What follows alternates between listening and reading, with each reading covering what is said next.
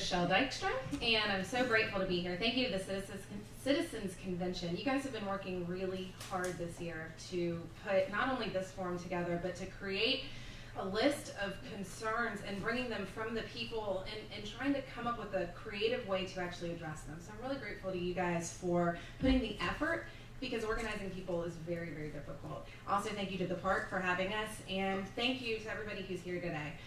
My name is Dykstra, as I said, and I was born and raised in Roanoke. My husband Aaron and I chose to move away, as a lot of young people do, and we actually lived in New York and Chicago before making the decision to move back. And we moved back here in 2008 specifically to start his small business.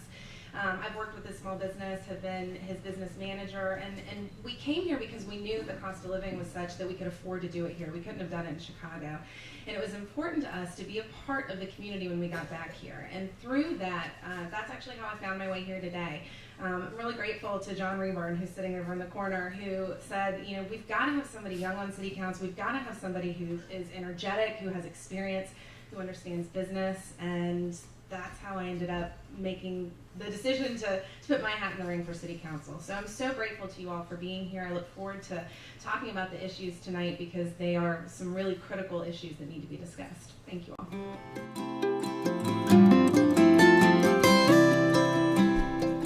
So, unique priorities. At these forums, we tend to talk, a lot of us talk about the same things because we have a strong message that we want to share with you all. And I think one of the things that needs to come up tonight is the fact that as a city, we work within a city budget, and that city budget is determined by our tax dollars. And like it or not, that's how things get funded in this city. It's a $280 million budget. And as we are working together to figure out what is going to receive funding, we all need to understand that on the flip side of that, something does not receive funding. So we need to have the tough conversation about the flip side of that as well. And I see a lot of small business owners in here. I know you guys understand what comes in is all that's available to then go back out. It's really important to me that we talk about education. So we have a 40% funding formula for our education, our public schools here in the city. We need to be training our kids for the jobs that are currently available. And this is not a jobs answer, but it's a conversation to have about education. By training kids, by giving them the education for the jobs that are already currently here, we can start to rebuild our communities from the inside out. This is not putting a Band-Aid on a situation. This is creating real growth from the family center, from the inside out. I think it's also really important to have the tough conversation about bridging the divide here in Roanoke. We are very separated. We are separated in so many ways, and it is one of the things that I want to foster the tough conversations about figuring out how we bridge that divide. There is no reason why we should have the amount of separation that we have in the city, the amount of segregation that we have in the city. This is a diverse candidate pool, and I know that we are all really excited to have the opportunity to possibly represent the city at City Council.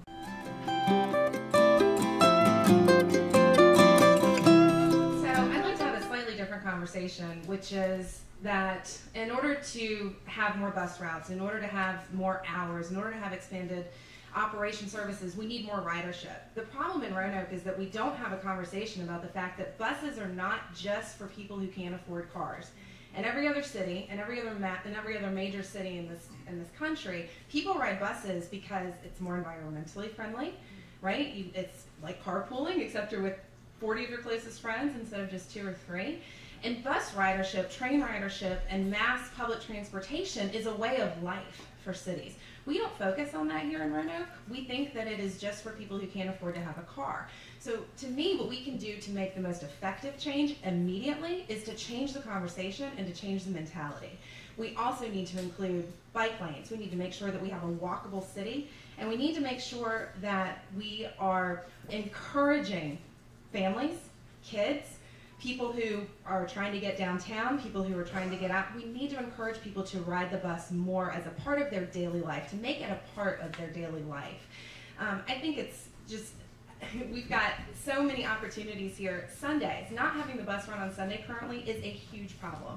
At the city market building, I had employees who couldn't get to work on Sunday because they only were able to ride the bus. So we absolutely have to expand that. The best way to expand it quickly is to increase ridership so that we have the funding to do it.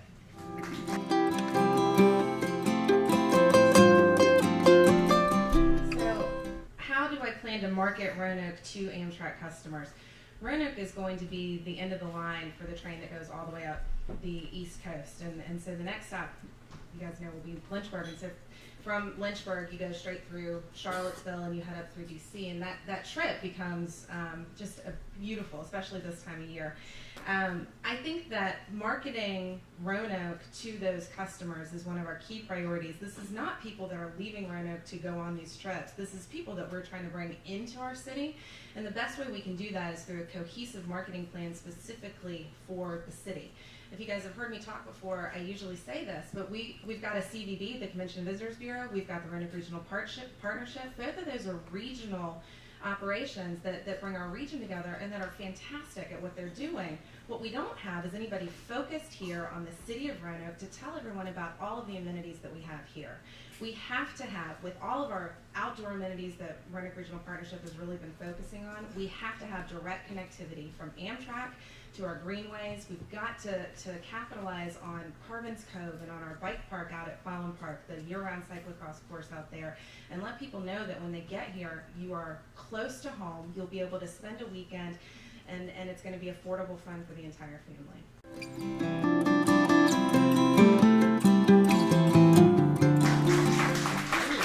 Just all turn purple all of a sudden. Every time I look up, there's something else going on out here. So we've got, I'm the president of the Mountain View Neighborhood Association, and I've been pushing our neighborhood group to adopt the slogan that we are Roanoke's most welcoming neighborhood.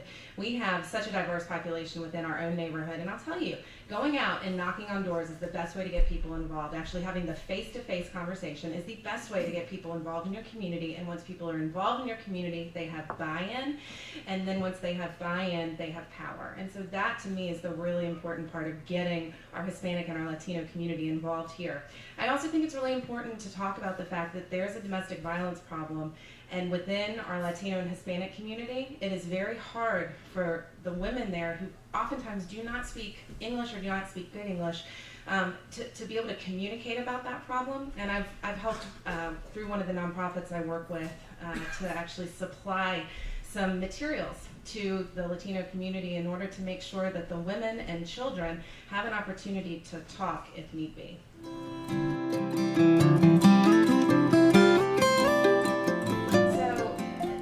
Point that has come up several times tonight, the most important starting point is the conversation. Okay, we can't brush this under the rug. It can't be something that we just don't talk about or that we just assume doesn't affect us as individuals. We all have people in our lives that are affected and that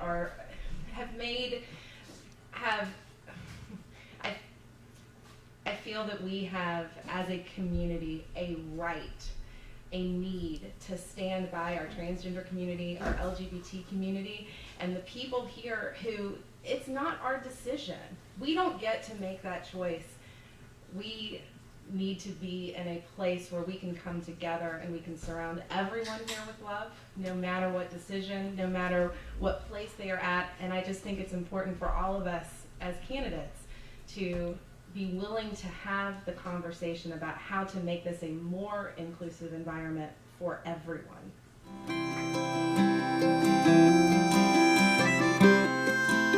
In order to prevent a tragedy from occurring here like what happened to Keontae Spencer, we have to have a police force that is representative of the people that it is policing. We have to have police officers that come from every neighborhood across this city, and they have to have relationships with their neighborhoods. When we end up with a police force that acts more like a military than they do a police force, that's where the power struggles start, and that's where we have our issues. We need police officers who are being directly recruited from the neighborhoods which they are expected to protect.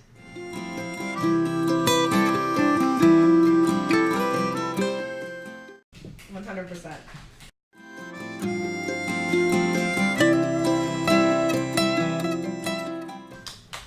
No.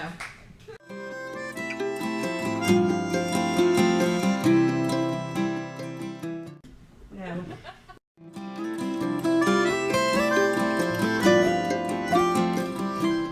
Absolutely, Roanoke's diversity is what makes us such a great place to be.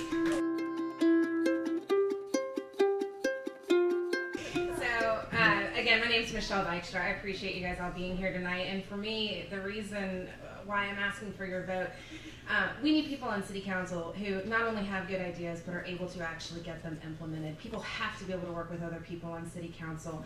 I ask for your vote on city council because what we've talked about here today is the life that I live currently. This is not a campaign. This is not something that I am saying just in order to win a vote. The life that I live currently is a life of living in the Weston neighborhood, purchasing a home there, making sure that we're creating this after-school program for middle school-aged kids to teach skills-based jobs. Please cast your vote on May 3rd for people that are living the life currently that you want to see represented on city council. Thank you.